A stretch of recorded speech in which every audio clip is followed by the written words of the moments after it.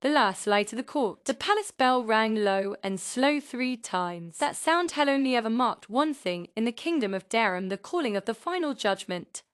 In the great hall, the council gathered. But they were no longer the same lords who had once ruled in pride and secrecy. Many had fled, others had surrendered themselves. Only a handful remained silent, pale and uncertain. At the front of the room stood Princess Alima, no longer just the king's daughter, but a symbol of justice, of memory, of fire tamed by truth.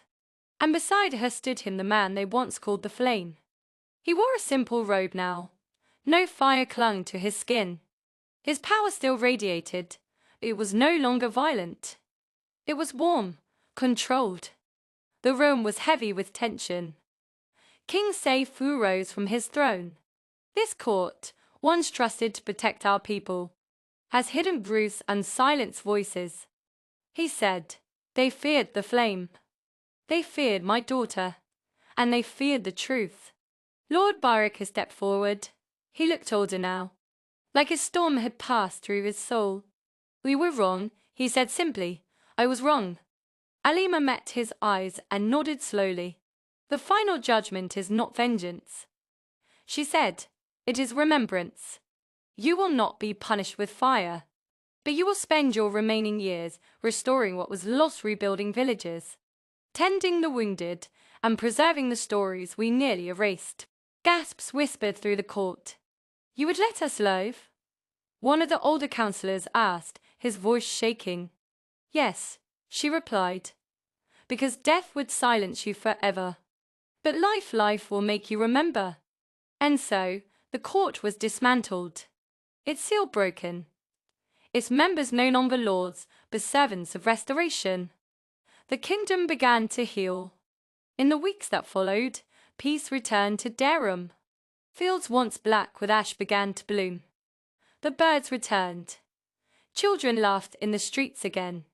The palace gates remained open. And Alima often walked among the people, no guards, no crown, just her wisdom and presence.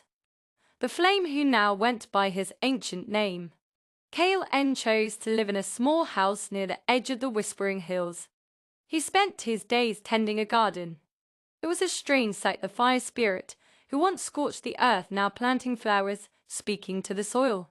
Alima visited him often. One afternoon, she sat beside him under a flowering tree. Do you miss it? She asked. He glanced at her. The power? She nodded.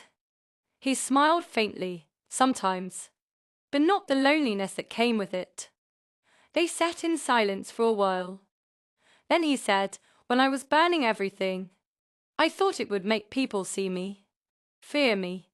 But fear is not the same as understanding.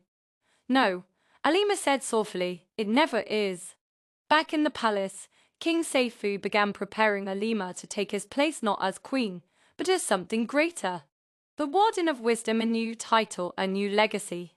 Tono was appointed as the guardian of the people, overseeing trade and peace across the realm. He and Alima worked together each day, side by side, shaping a future born from the lessons of the past. And in the center of the royal garden, where the old hibiscus bush had once died, Alima planted a new one. It bloomed faster than any had expected, bright red and gold petals, soft as silk, glowing faintly at night. The gardeners called it the memory blossom. One evening, Alima sat alone on her balcony, writing in her journal. She paused, thinking back on her journey. The dream, the old woman, the gift, the court, the fire, Kalen, the people, the truth. She picked up her pen and wrote.